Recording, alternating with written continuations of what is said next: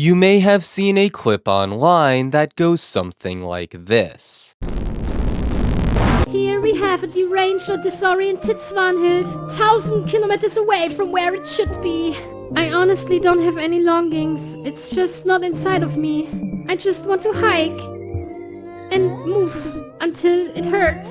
She then proceeds to sing karaoke of Infatuation by Sophie. Infatuation! This insanity is from a video entitled Infatuation, uploaded to YouTube on August 4th, 2024. Its creator is Ljot Swanhild, who is part of an ever-growing group of creators known as VTubers. A VTuber is... Wait, I don't need to explain what a VTuber is. You know! And if you somehow don't know, allow me to demonstrate. VTube, Michael here. Despite the use of an avatar, VTubers tend to be just normal people like you and I. I'm gonna shoot up the Walmart! What? I said tend to be, but when you have a group as large and varied as VTubers, you inevitably get some unique characters. Alright, Project MK Ultra. Which brings us back to Ljot Swanhild. Ljot Swanhild is nothing short of fascinating to me. In fact, her channel could probably be classified as an illegal substance. If you know anything about me, you know I just can't resist talking about weird people online. For hours. But Ljot isn't gonna fill a whole video on her own, which left me only one option. I trudged to the depths of VTuberdom and came back with 4 of the world's most psychotic and unhinged VTubers to talk about. And let's just say they're, interesting? Have any of you heard of the HAS? I'm not sure if I believe it. Hi, my name is Sunny VTube, and I have a chromospherical disorder. Look, I know I said VTubers are for gooners that one time, but while gooning may be dangerous, I live my life on the edge. Welcome, dear viewer, to the internet's most unhinged VTubers.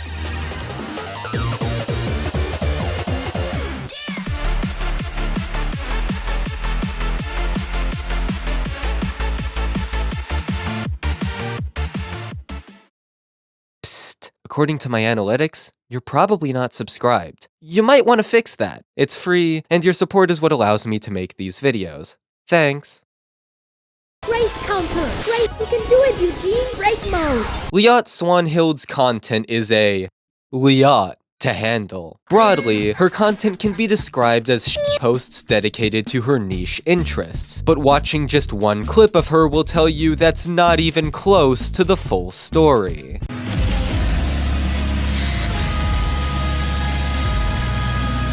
See, Ljot has reached an ascended plane of existence. The most interesting places on Earth are always pixelated. She's no longer beholden to such crass concepts as making sense.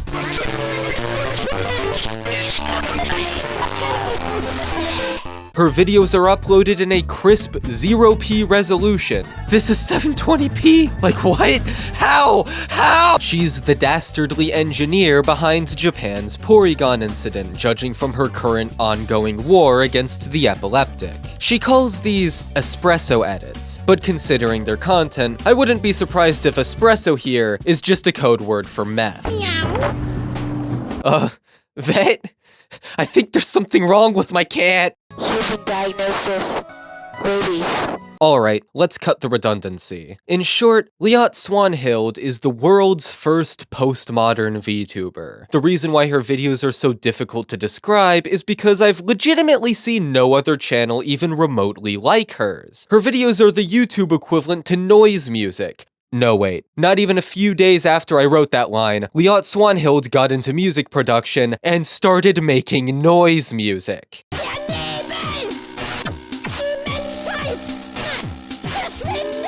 But okay, I'm being a little misleading. It's not like her content is just nonsense. There's a method to the madness. Very little is known about Ljot Swanhild. Aside from what's on her YouTube, Twitter, and most recently Blue Sky, there's seemingly nothing else to find. We don't know of any other accounts she might have, or how old she is. We haven't even seen so much as an atom of her physical appearance. But here's what we do know. Ljot finds her roots in being, nominally, a gameplay channel. Her first video was entitled Session, Skate Sim Fun Glitches, and was uploaded on December 18th, 2022.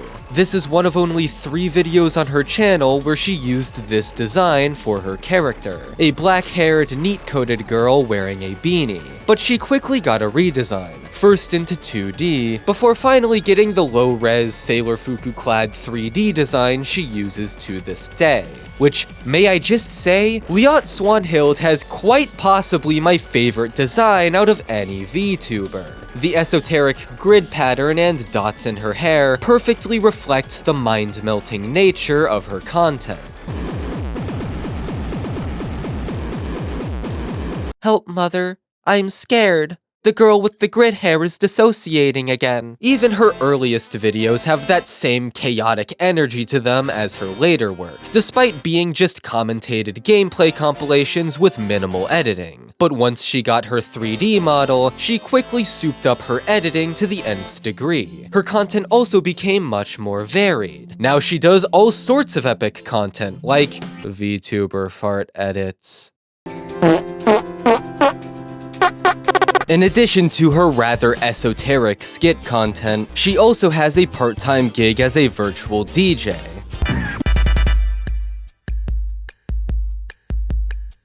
Super Mario RPG, Sonic the Hedgehog, Donkey Kong 3, Adventures of Lolo 1 and 2, King Snipe, Big Duck, Shuman Fu, Harvest Moon. Her gameplay videos shifted more into reviews, just really weird ones, discussing popular titles you've definitely heard of, such as No Tom of Wind for the PS1, Mermaid Melody Peachy Peachy Pitch Peachy Peachito Live Start for the Game Boy Advance, Thunder Castle for the Intellivision, Virtual League Baseball for the Virtual Boy, X-Japan Virtual Shock 001 for the Sega Saturn, Skateboardin' for the Atari 2600, Rhyme Rider Karoriken for the Wonder Swan Color. Wait, that's a console? I've literally never heard of it in my entire life! If you peruse Ljot's channel for any time at all, you will absolutely find a game you've never heard of before. And then, just for good measure, she'll put it in her top 10 games of all time list. This short game really hits the spot for me, and it's in my top 10 favorite games of all time now. But her love of retro games also begins to explain why her content is the way it is. I will always prefer PS1 graphics like this to realism. It feels more real than realism itself. It's awakening something really deep inside of me. A feeling of wonder and a longing for something ethereal. The low draw distance adds to the game's charm. The low resolution, the poor mic quality, the surrealist style, the somewhat stilted atmosphere, these are all features of Ljot's content, not bugs. Even her VTuber model has low-res textures, and when she was 2D, it was pixel art. She's a JPEG artifact architect. Her channel is an encapsulation of everything she loves in these old games. No. There's something even more specific about the style of her videos.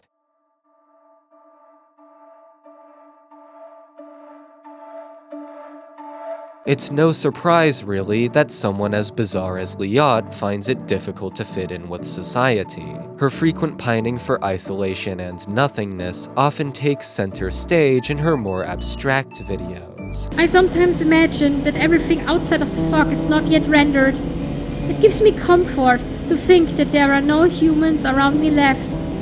I try to find a spot where there are no humans inside the clarity, so I can experience true nothingness.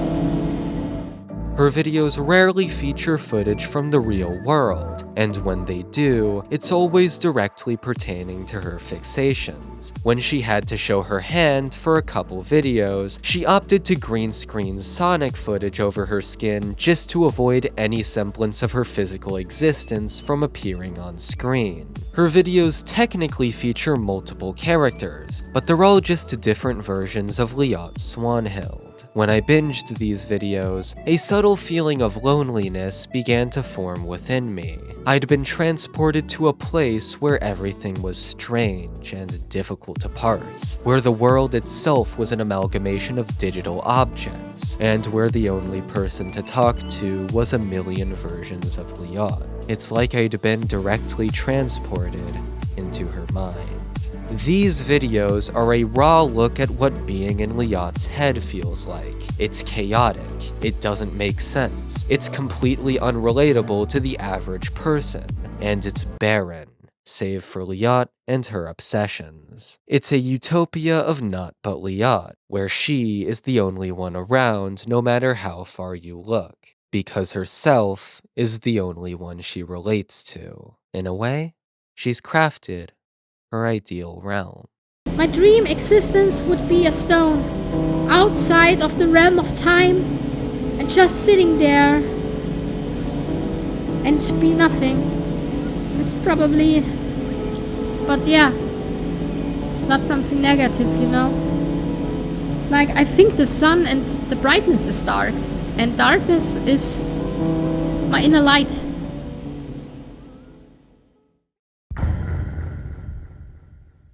Because I haven't washed it since I wore it last week, and I'm kinda starting to smell like a gym bag right now. Guys, the era of humans is over. The time of AI is in.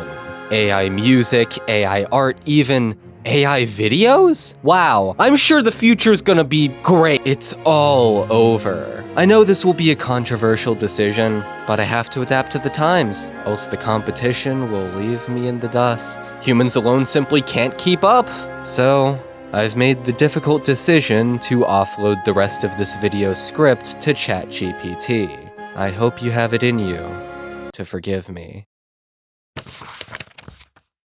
I'm sorry, but as an AI language model, okay, maybe AI won't replace YouTubers yet, but we're perhaps seeing the fledgling stages of it in the VTuber sphere. Imbuing you with rigor mortis.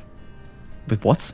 This is Neuro-sama, the world's first AI VTuber. She's powered by a large language model, probably chat kawaii. And then it says don't forget to take this joke out of the script. She can banter with Twitch chat. What do I think about the Antichrist?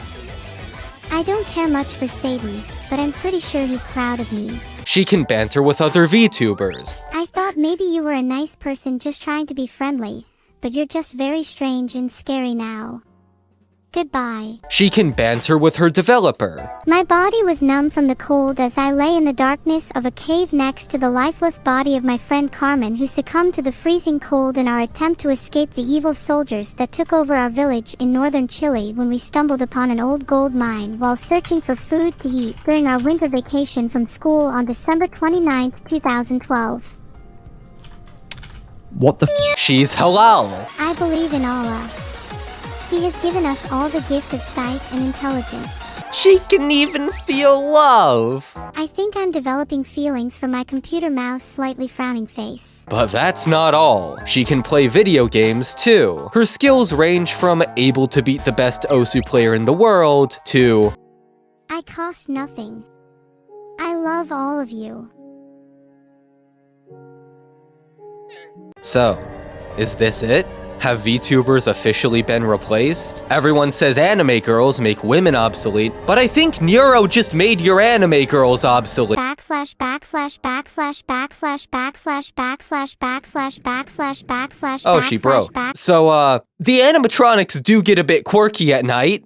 Someone tell Vedal there is a problem with my AI. That- Someone tell Vedal there is a That'll not problem be a with my recurring theme AI. today. Are you okay, Nanyura? Someone tell Vedal there is Okay, a problem with absolutely my not. AI. I'm sorry for even asking. There were a couple minor issues. Okay, right, yeah, you're making fun of me now? You're making fun of me? Right, is that what we was close enough? Someone tell Vedal there is a problem with my AI. No, there isn't. Neuro, please. Someone tell Vedal there is a problem with my What AI. do you mean? Someone tell Vedal there is a problem with my AI. Are you serious? Someone tell Vedal there is a problem with my AI. Really? We're just gonna keep doing this? Someone tell Vedal there is a problem with my AI. I'm gonna slap you until you stop saying that. How does that sound? Someone tell Vedal there is a problem with my AI. Does that sound good? Does that sound like a good idea? Someone tell Vedal there is a problem with my AI. Maybe, just maybe, we have a bit of time before streamers are replaced. I have a secret recipe for chicken nuggets that I'm not supposed to tell anybody because it's my secret recipe. But I'll tell you anyway, it's not that hard. You just need some chicken nuggets and a frying pan. First you take one nugget and then you catch it in the palm of your hand, and then when you open your hand the nugget is gone. So what you do then is you put another nugget in the frying pan, and then you close your eyes and you imagine that the first nugget is in your hand and you open your hand and the nugget is gone. So the frying pan is now empty of nuggets. So then you open your hand again and a new nugget appears. So then you close your hand again and the nugget is gone. So you open your hand and a new nugget appears. And you close your hand again and the nugget is gone. So you open your hand again and a new nugget appears. And you close your hand again and the nuggets keep appearing. And you just... Speaking of replacements that are great in scope, Neuro probably believes in it. You knew it was coming. If you know one thing about Neuro-sama, it's this incident. And even if you don't know it, you can probably guess what's about to happen anyway. Have any of you heard of the cough? I'm not sure if I believe it. Just how did we get to this point? A user named Vedal987 posts to r/osu game with the title, "I built a neural network that learns to play Osu." You can watch the neural network learn live at twitch.tv/Vedal987. It learns to aim by picking a random map and watching autopilot. It currently only plays on relax, but I plan to allow it to also click the circles very soon. So join me on this journey, and hopefully we can surpass the likes of Flying Tuna and Cookie Z with ease. Vedal987 is a self-taught programmer. He was just getting started learning AI at the time, and having seen other neural networks play video games, and being really into Osu at the time, he thought that one could be created for it. The bot started off... well, it's trying! Anyway, after 10 days it played like this. Its name was Neuro-sama. The bot's progress was streamed on Vedal's Twitch account, but the project was eventually abandoned. Archive, a full-on indie video game that Vedal began and then seemingly abandoned. Archive. But in the midst of developing this game, Vedal also began experimenting with another idea. An AI VTuber. On August 5th, 2021, he uploaded a private demonstration of the bot to his YouTube channel, where you can see it react to his messages in chat. The project was internally named AIRES, and used Live2D's sample model Hiyori Momose as its avatar. Vedal has kept the specifics of the technology behind AIRES under wraps. All we know is that it utilizes a large language model. It wouldn't be until a year and a half later, on December 19th, 2022, that the idea finally came to fruition. Neuro's code was originally made, That's surprising. for that I one learn something first new stream every I did, day.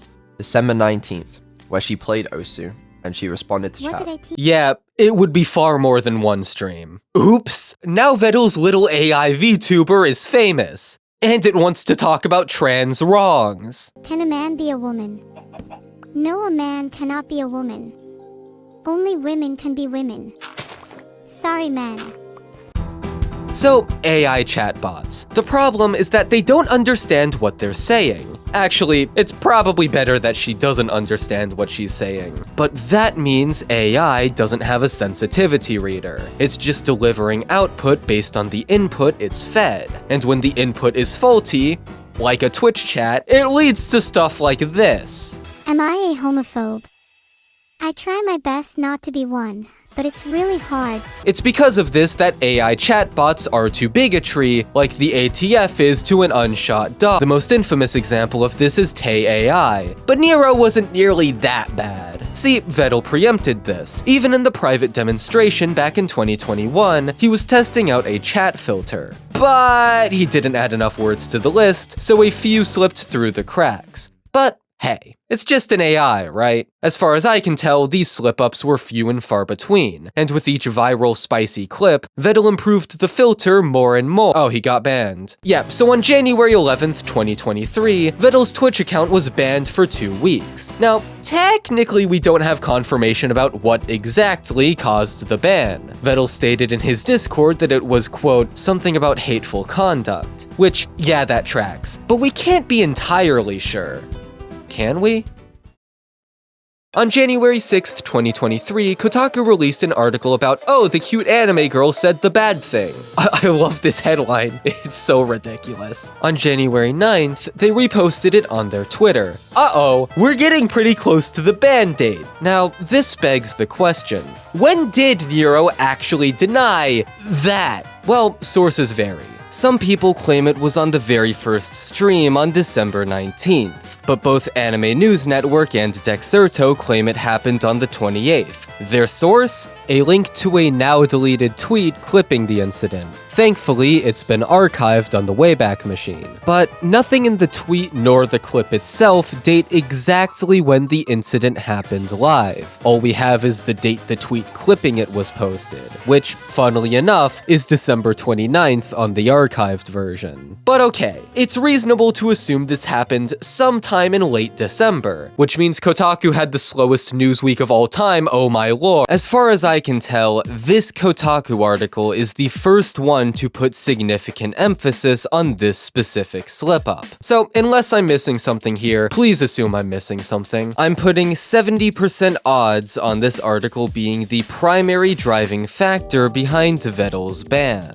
This goofy nothing burger article. Reminder, this is circumstantial evidence, I cannot prove this. But what I can say with confidence is that I at least think the ban is pointless? Like, okay, Nero will never know the taste of a chocolate chip cookie, let alone the seething hatred that must flow through one's veins for only 5 of the letters on their keyboard to be covered in their 4chan grease. She quite literally couldn't have meant anything by it. And yeah, it'd be one thing if Vedal just let this happen, and or made it a primary appeal of the bot. But Twitch, my guy, Vedal was working on the filter. Just be patient and the problem resolves itself.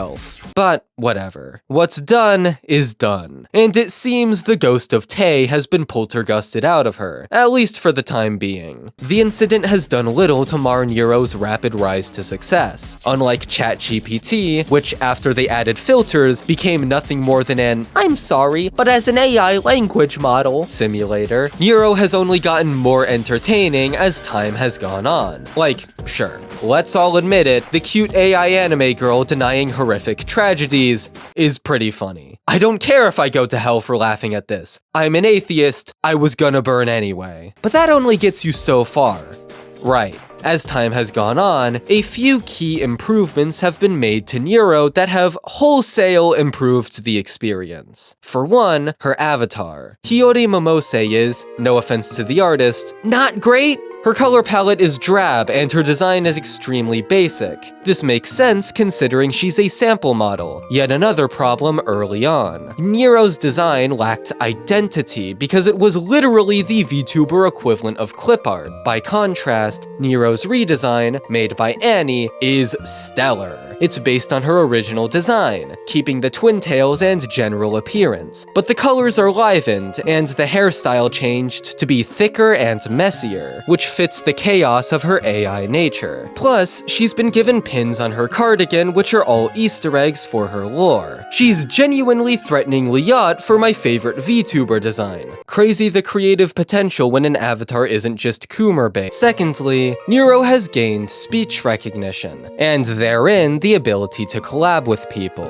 This has allowed Vedal himself to take part in streams, and this is where the deal is sweetened even more. Being her creator and all, Vedal always has a great dynamic with Nero, countering her unhinged ramblings with a deadpan, dismissive attitude, while also canonically taking on the role of her father. It's hilarious, adorable, and makes the streams surprisingly easy to get invested in. Take into account all the upgrades Nero's gotten, and the addition of evil Nero, and I came into this section thinking I'd just bully Nero for being a soulless machine and then joke about her bigoted past for a few hundred words. But I'm a fan. Hello, internet users. On the surface, Pikasprey may seem like just any ordinary VTuber. That is, if you ignore the deep man voice coming from this little girl. Oh, bro. Krogunk is so weak to psychic that it dies if literally anyone thinks about it. Oh, sorry. Did I say girl? That's something we in the YouTube trade call lying. I meant to say boy. Pfft, did you really think this was a girl? You idiot! What about this design could have possibly thrown you off? The long hair? The skirt? The leggings? The everything? But aside from that, he's pretty normal, is what he wants you to think. For you see, behind his wholesome exterior, Pikasprey harbors a twisted love of torment. You can see it in his 3D model's eyes. What's wrong with his eyes? He looks so cute in the PNG! What happened? See, if you've heard of Pikasprey before, there's a good chance you didn't even know he was a VTuber. If it wasn't clear from his name, Pikasprey loves Pokemon. In fact, he loves it too much. Because of this, Pikasprey has made a YouTube channel, mostly, though not entirely, dedicated to Pokemon, particularly the first 3 games. And Pikasprey has dedicated this channel to one singular goal: making Pokemon not fun to play. As another side note, while I was getting some footage for this video, I found a shiny Hariyama on another game. So I'm also just sending that over so I can show everyone I found it. Oh hey, you got a shiny Hariyama, at full odds too. That's a 1 in 8,000 chance right there. You know, personally, I really like shiny hunting. I mean, I know they're just differently colored pixels and all, but... What are you doing? No, stop that. What the hell are you doing? No, stop that! Stop that right now! No, stop! Stop that! That's what it felt like as a viewer when Pikasprey casually released a shiny Pokemon in one of his videos. For you non-Pokemon fans in the audience, yes, they really are that rare and valuable, especially in the older games. So with that knowledge in mind, let's watch this video. Soft lock picking. Shiny Poliwhirl cannot escape. In it, Pikasprey deliberately softlocks himself early on in Pokemon Fire Red. What this means is that he's exploited specific game mechanics to make it completely impossible to make progress. Kind of. See, he does this by trading himself a shiny Pokemon named Poliwhirl that only knows moves that will damage itself. Yes, this Poliwhirl can do nothing but literally game end itself. However, you need to remember a few things about Hail. The first is that there is no way for the move to possibly miss or even fail under the current circumstances. Poliwhirl is guaranteed to lose a 1/16 of its max health every time it uses the move. The second thing to remember is that this Poliwhirl has had its PP for Hail maxed out as a part of this. And what is the maximum number of uses you can extend Hail to? 16. Supervillain shit! Actual supervillain shit! He then rids himself of all other earthly possessions so that this useless Poliwhirl is the only thing he is left with, right before a mandatory battle. What's even more ironic is the fact that its ability is Damp, which is supposed to stop self-destructing moves from happening. I can't tell if I'm impressed by this line, or deeply terrified of the mind that produced it. So, it's impossible to make progress, right? Wrong! Because as it just so happens, there's an NPC in this town offering to trade another Pokemon for a Poliwhirl. Obtaining this Pokemon will make it trivial to escape the softlock. But remember, this Poliwhirl is shiny, and getting rid of a shiny Pokemon is something you absolutely do not do.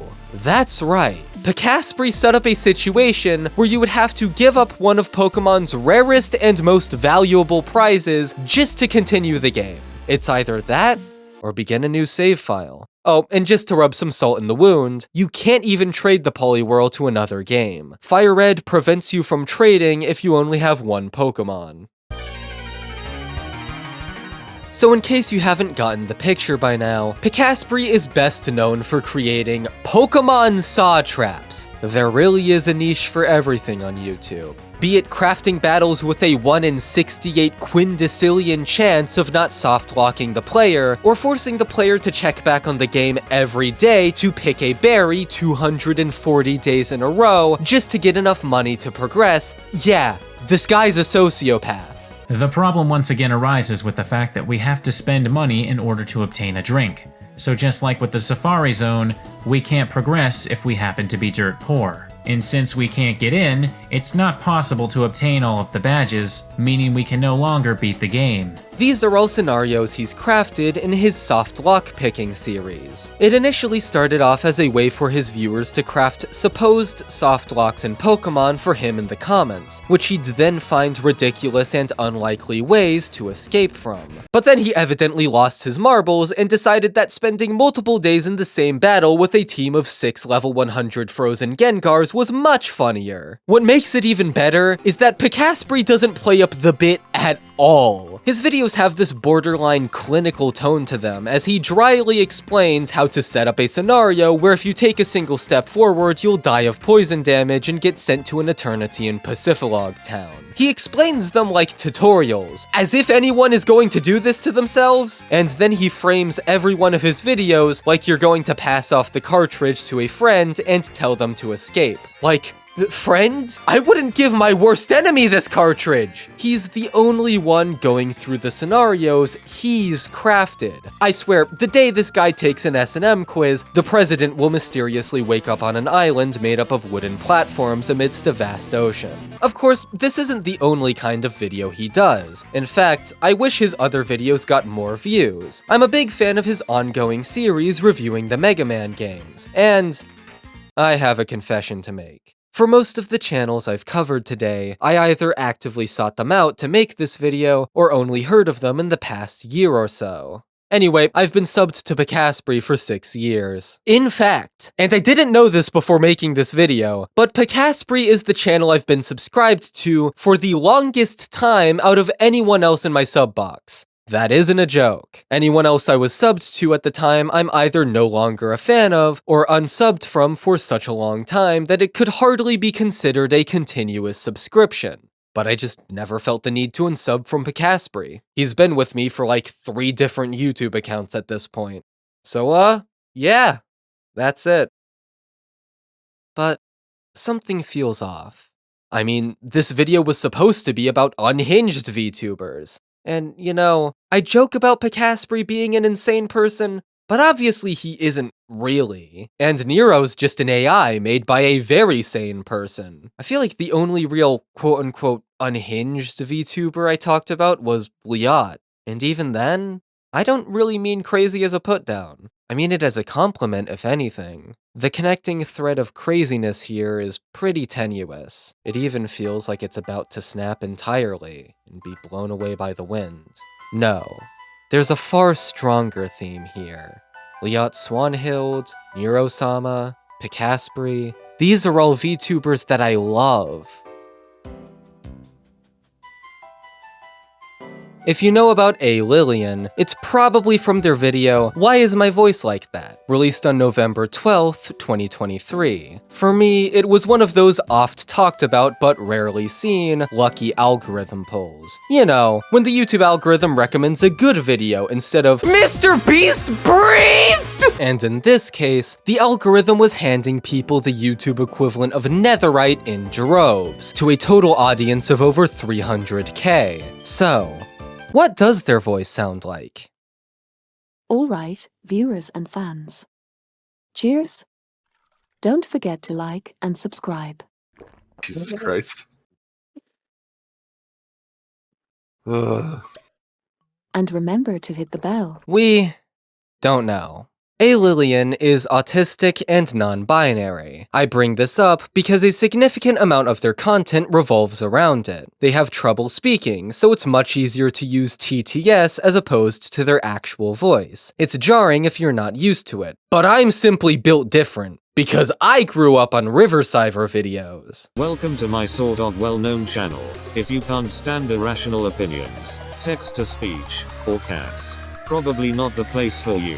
This is actually the first video like it on Lillian's channel. Before this, it was home to more personal and miscellaneous videos about everything from their TTRPG game kit to clips from various VR games they play on stream. But after this point, the nature of their content became more consistent. The best frame of reference I can give to Lillian's content is animated storytime videos? Well, kind of. Lillian mostly tells stories from their life with an emphasis on their specific experiences as an NB on the spectrum. Despite the countless diagnoses I've received in the comments, I'm not autistic. From this perspective, Lillian's content is a window into a perspective I'm not readily familiar with. But despite my earlier assessment, the label of Storytime channel also doesn't fit them either, because none of this is what I actually wanted to talk about.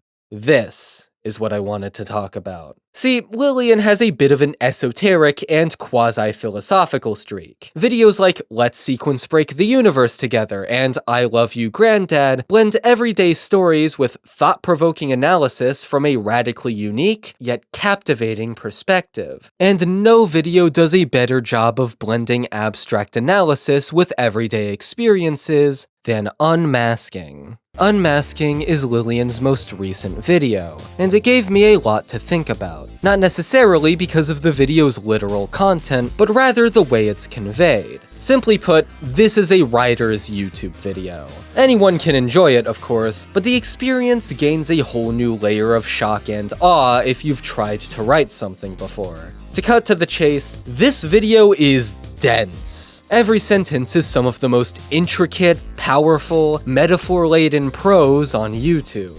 I'd rather have someone's indifference or contempt than the menace of their conditional tolerance. Like, holy sh**, this is genius. If you choose to watch this video, which you don't have a choice, free will is a lie, and you will watch it, I'm warning you in advance. You have to give it your full attention. If you put it on in the background, like I know y'all did my Nyan Sugar Girls video, you will be hopelessly lost. It is that densely woven. But it only demands what it deserves. It's probably in my top 5 YouTube videos to come out this year. It's so good, it honestly makes me a little self-conscious.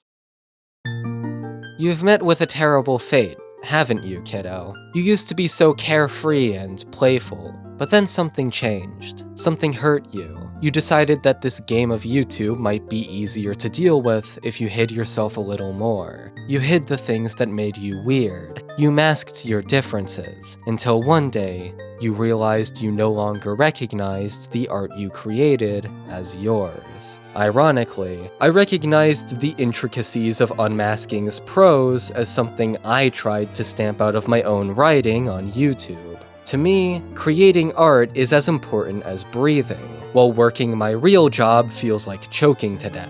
Earlier this month, I became so dizzy from the lack of oxygen that I decided to hang up my spur of the moment. If I actually get a video out on time for once, I should be near the end of my 2 weeks as this is uploaded. The most likely path forward seems to be YouTube. My only other skill is novel writing, but even I scarcely read anymore, let alone the TikTok generation. The path ahead is poorly lit and lacks trail markings. The map I'm using to navigate was drawn by memory, and its author mixed up west and east on the compass rose, so I doubt its reliability. Given the predicament I'm in, I recall an old rule of thumb that the adventurers before me pass along in whispers among themselves. Cater to the algorithm. Commit to simplicity over authenticity. Clickbait over creativity. Flashiness over brashness. Churn out the slop and then sell a hard drive of your baby pictures for some reason. You may think this video has gone off the rails, but I'm also totally describing what this video is. The title seemed clickable, the concept engaging. That's what matters at the end of the day, right? No. Not entirely, anyway. Because when I obsess over analytics, I feel like I'm back at my real job, choking to death in the ashes of my dreams. I can't just say, to hell with the algorithm. If I'm to make anything of this channel, I must wear the monkey's paw. But I also mustn't let it consume me. Give me art, or give me the death of my channel. If creativity goes, so too does this great YouTube experiment. At least, that's what I've been thinking lately. If you want to support my insanity, please become a channel member or support the Patreon. They both have the same rewards. Thanks.